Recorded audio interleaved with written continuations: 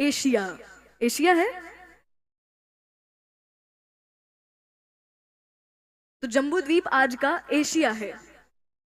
Alaska द्वीप, ये जितने भी द्वीप हैं सबके नाम अलग हैं, पर वो 7 महाद्वीप ही हैं।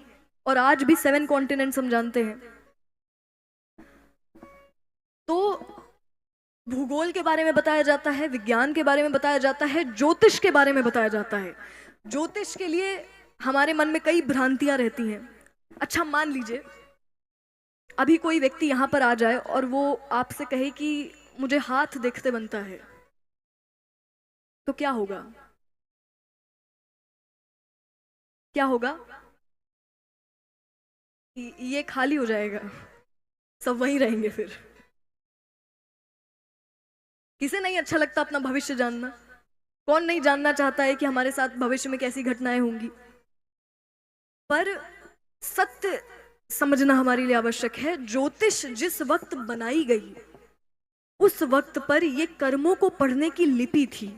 अर्थात आप ज्योतिष और ग्रहों की दशा के माध्यम से मनुष्य के कर्मों को पढ़ सकते हैं, कहीं हद तक उनके बारे में बता सकते हैं प्रारब्ध के अनुसार। यानी जन्म के वक्त जो संस्कार आपके पास है उसी के आधार पर आप बताएंगे।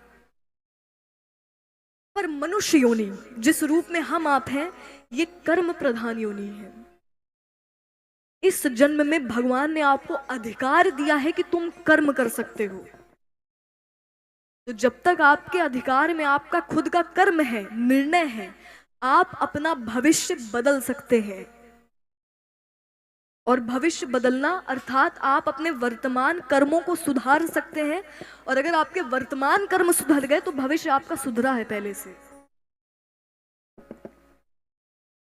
तो जो भी महान से महान ज्ञानी होगा, वो अगर आपके बारे में कुछ प्रेडिक्ट कर भी रहा है, बता भी रहा है, तो यही कहेगा कि 80% गारंटी है या 90% ऐसा होगा।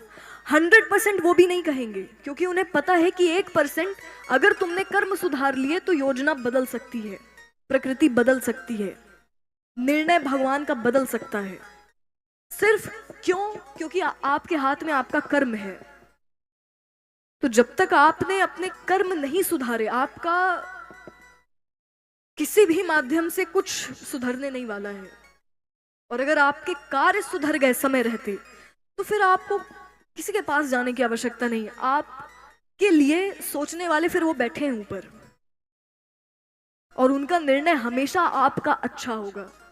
वो हमेशा यही सोचते हैं कि मैं क्या कर सकूं जो तुम्हारा हित हो सके। तो भगवान पर इतना विश्वास रखिए, अगर उन्हें साक्षी मानकर आप कोई भी काम करेंगे, कोई भी कर्म करेंगे, तो उनका आशीर्वाद आपके पीछे है। और अगर वो आपके साथ हैं तो आपके हर कर्म शुभ होंगे, उनका फल भी शुभ होगा। तो ये हमारा कर्तव्य है कि हम अपने दायित्व को समझें। अगर उन्होंने कर्म की छूट दी है तो आप निर्णय लीजिए अपने जीवन से संबंधित, अपने कर्मों से संबंधित। और अगर आपको समझ है कि यहाँ पर परिवर्तन की आवश्यकता है तो परिवर्तन को भी स्वीकार करिए, अपनाइए, पर धर्म के साथ रहिए, धर्म को मत छोड़िए। तो इन सारी बातों का ज्ञान सुखदेव मुनि परीक्षित जी को देते हैं।